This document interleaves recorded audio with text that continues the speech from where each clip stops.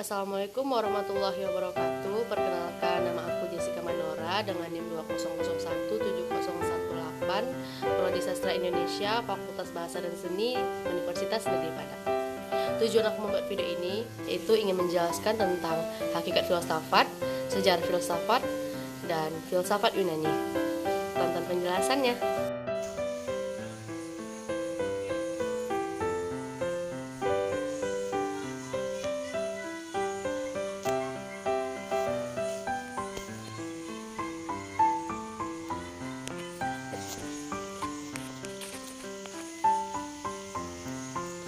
Pertama yang ingin saya bahas yaitu hakikat filsafat.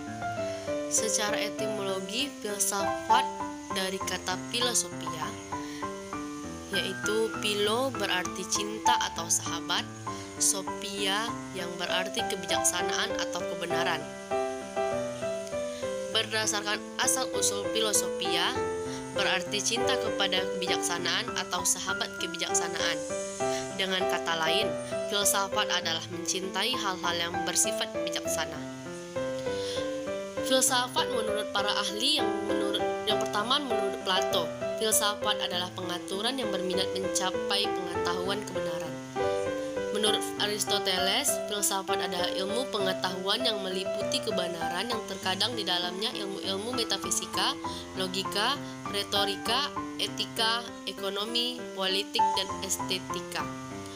Hasbullah Bakri, ilmu filsafat adalah ilmu yang menyelidiki segala sesuatu dengan mendalam mengenai keutuhan alam semesta dan manusia, sehingga dapat menghasilkan pengetahuan tentang bagaimana hakikatnya sejauh yang dapat dicapai akal manusia dan bagaimana sikap manusia itu seharusnya. Adapun Mudofir memberikan arti filsafat sangat beragam. Yang pertama, filsafat sebagai suatu sikap terhadap kehidupan dan alam semesta. Sikap secara filsafat adalah sikap menyelidiki secara kritis, terbuka, toleran, dan selalu bersedia meninjau sesuatu problem dari suatu sudut pandang. Yang kedua, filsafat sebagai suatu metode, artinya cara berpikir secara relektif, mendalam, menyelidiki yang menggunakan alasan, seperti berpikir secara hati-hati dan teliti. Yang ketiga, filsafat merupakan usaha untuk memperoleh pandangan yang menyeluruh, serta mencoba menggantungkan beberapa kesimpulan dari berbagai ilmu dan pengalaman manusia menjadi suatu pandangan dunia yang konsisten.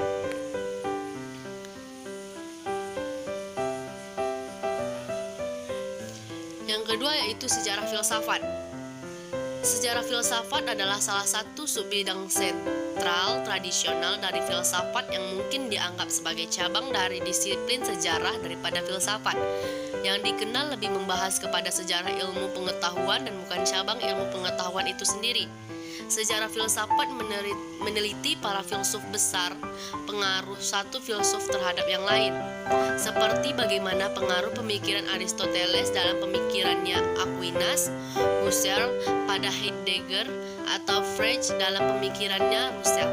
Selain itu juga membahas seluruh periode dalam pengembangan filsafat, seperti zaman kuno, abad pertengahan, era modern, abad ke-9 dan abad ke-19 dan periode abad ke-20 sampai sekarang abad ke-21 ini.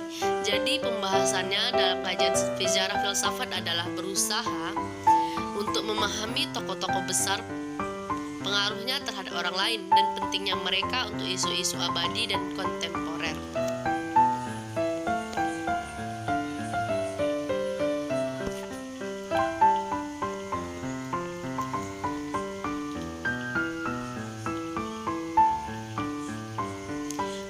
Terakhir yaitu filsafat Yunani. Periode filsafat Yunani merupakan periode terpenting dalam sejarah peradaban manusia.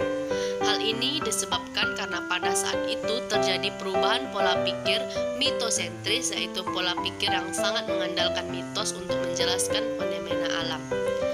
Orang Yunani yang hidup pada abad ke-6 sebelum Masehi mempunyai sistem kepercayaan bahwa segala sesuatunya harus diterima sebagai sesuatu yang bersumber pada mitos atau dongeng-dongeng. Artinya, suatu kebenaran lewat akal pikir atau logis tidak berlaku. Yang berlaku hanya suatu kebenaran yang bersumber dari mitos atau dongeng-dongeng.